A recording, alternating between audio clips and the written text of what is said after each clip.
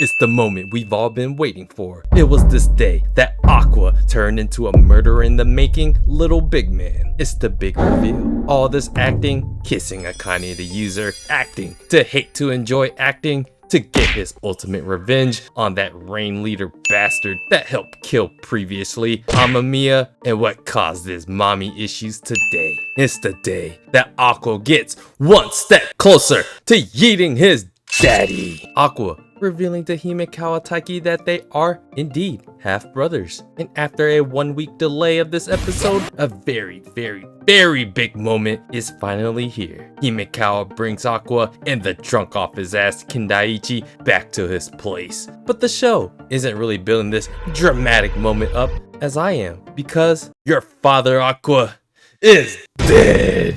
As anticlimactic this is in Oshinoko Season 2, Episode 10, Episode 21 overall, that isn't even the most interesting part of this entire Oshinoko story. There's clearly more context needed here before accepting that Aqua's father, if that really is his father, is actually dead, as Aqua needs to be an Akane level investigator to be really definitive about this conclusion, with Himekawa revealing that his parents had a lover's double suicide. Himekawa brings up to Aqua about his situation, that he's playing both sides with Kana and Akane, that their situation is kinda similar. Can this be another foreshadowing of a doomed romantic love triangle? To be fair, it seems like Akane is the one that keeps hinting that she'd be okay with the breakup. But of course, what someone says versus what someone feels are two different things. But we'll get there when we get there.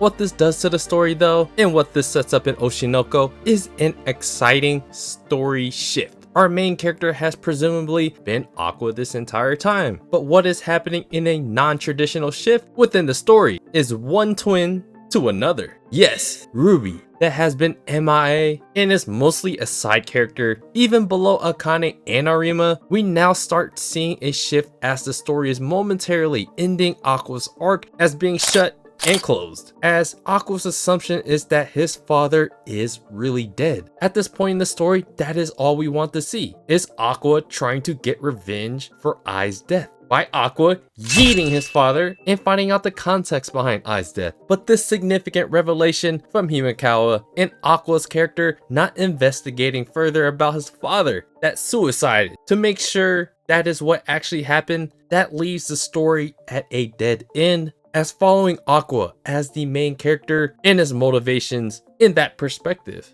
We see this shift as Ruby complains to Aqua about coming home late at night like a delinquent. Oh, some late night bro time, huh? That's okay, I guess. I'll introduce Himekawa to you someday, Ruby. Wow, you're gonna introduce him to a random guy? That would be totally weird from Ruby's perspective. After Ruby gives Aqua a piece of her mind, Arima calls to really give her a piece of her mind and calls to make sure that Akane and Aqua didn't do the dirty. But what was really dirty was what was in Aqua's mind that's slowly washing away. It looks like Akane is on the same wavelength as Arima as she drops some worried girlfriend messages like don't drink and don't accept alcoholic beverages from adults cause you are a minor. So this leaves us with the progression of Aqua as an actor and entertainer, finally able to just enjoy his life and maybe pick between Arima or Akane. With Aqua's character moving on, we have the progression of B-Komachi. This is where it all starts for Ruby's new arc, and one that will be front and center of the Oshinoko story.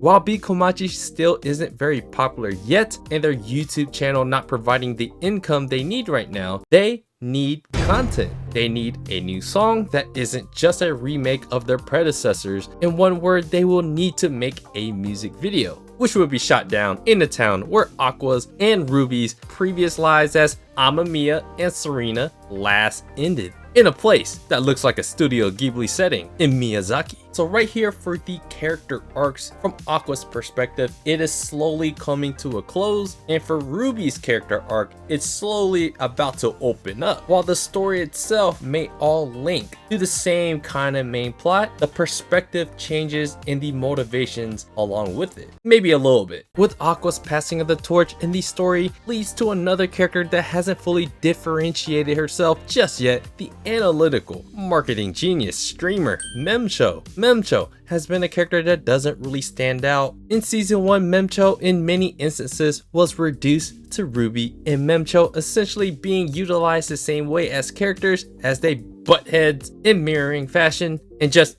mirror dialogue. As the focus shifts to B-Komachi, it will naturally make mem-cho a bigger part of the story, as she is the older character that helps bring her expertise as a streamer to get B-Komachi more recognition. Mem-cho explains to Arima and Ruby that they hit a massive milestone, or at least one that's really early in their IO careers, of 20,000 subs on YouTube. But Arima and Ruby just throwing that accomplishment to the side like it isn't anything incredible, like making it to the top isn't without its baby steps. Behind the talents of Arima and Ruby is the brains that is this horn-aged blondie in mem-cho. From fun, loving, and cute to frustration, this is a much needed added side to her personality, with much more to come. I feel for mem-cho, and I totally relate to her character. It's really hard, guys, to build a YouTube channel. I wish I was at 20k subs. And if it was true that you could write off all of your taxes by shooting a YouTube video, I will be shooting my entire house. Don't listen to the anime guys. You can't write off everything. So overall, with mem-cho's marketing tactics, utilizing the right kind of content and having the right connections, it will eventually lead them into making a music video for B-Komachi. Also, if no one was convinced that Arima Kana is high maintenance,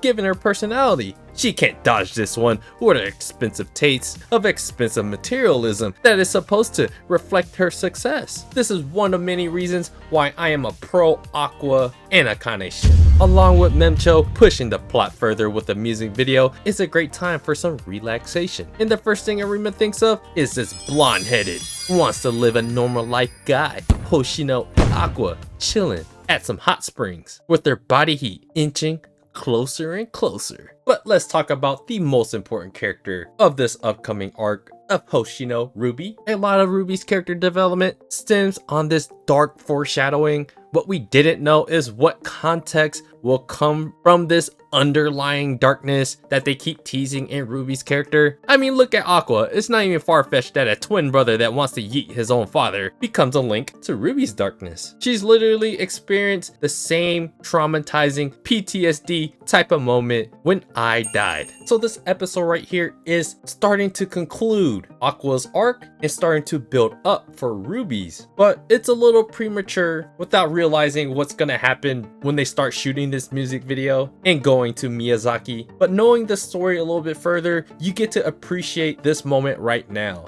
as things start to shift. So how is the stage being set right now? Ruby is thinking about taking down some old B-Komachi posters of I, as mem-cho and Arima are going to film her room for content, as they did with their own room, as they apparently can write off some things that are in their YouTube videos. She reminisces over Amamiya and learned that he went missing when she tried to contact him when she was a toddler. And this, of course, is a little bit devastating for her, as Amamiya was the one supporter of her that was close to her before she passed away, with Ruby as the catalyst in Miss Strawberry odes to Ruby's insistence that they contact the person that is gonna make their musical hit. So this makes Miyako contact and eventually convince the old popular singer songwriter for the old B-Komachi to make them another hit. This little mini character arc of Himura is like an old man with everything he needed to say in his old hits, getting revived with Ruby, injecting that fresh new energy to drop a banger, as Ruby sends a video to Himura cheering him on and having Himura be injected with this new energy to want to do well for this group. And by the episode's end, Aqua gets convinced to go with B-Komachi to shoot their music video, and as a way to relax. However, Aqua has never went back to the very place in Miyazaki where it all ended and it all began, as he went missing on that day he was supposed to deliver Ai's babies. And in the very last scene, in a very mysterious one, as the story introduces a new mysterious character. So overall, Kaiho being the name of this episode is a very fitting one, because it seems like, at least for now, it's temporarily the end of Aqua's arc in trying to yeet his father. While the episode did hint a little bit that Aqua wants to investigate the music side of Ai's career and who was all involved, but if his father is really dead, then he lost his motivation. If Aqua loses his motivation, that means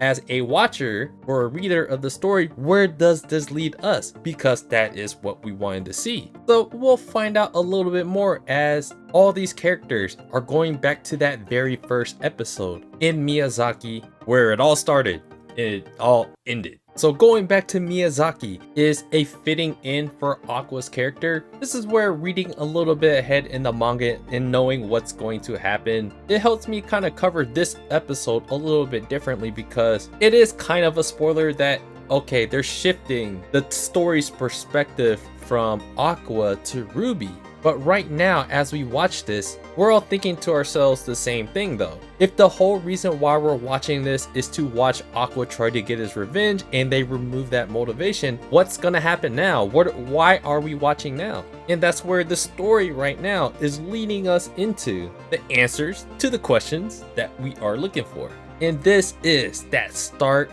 of the Dark Ruby arc. In the context of that should be coming up within the next couple episodes. So I can't wait to cover what is going to happen very, very soon. In this switch that is about to happen from Aqua's character to Ruby's character being more in the forefront of the story, this is where I love storytelling. I love the creativity of it in Oshinoko, because you go from watching this one character the whole time with another character that's essentially going to be the one character that is going to take up more of the screen time, while Aqua is going to be more of a side character for right now. That's pretty exciting, and that gives you a fresh new perspective, while at the same time they're going to keep some things the same. So yeah, personally in the manga I haven't read that far, but I know what's gonna happen when they go to Miyazaki, as the arc is gonna reintroduce some characters and they're gonna introduce a bunch of new characters. So we're gonna have to get into all these newer characters. But in this episode, while Aqua's arc is coming to an end, at least for now, and Ruby's arc is going to rise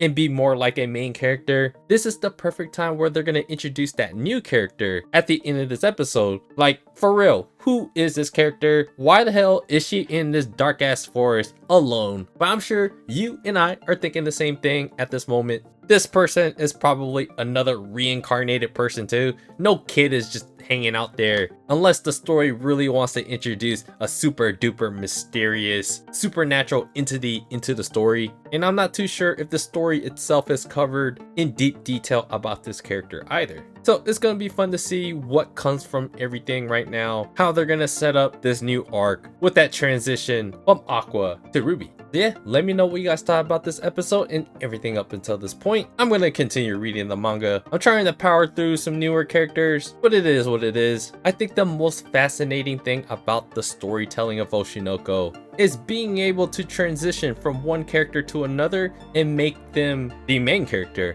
I think that's super duper cool and a super duper cool concept. So yeah, let me know what you guys thought about this episode and the Oshinoko story. And do me a favor guys, hit the like button, subscribe to the channel if you guys haven't already. Check out my blog at otakusen.com, and I appreciate you guys watching, and I'll see you guys in the next video.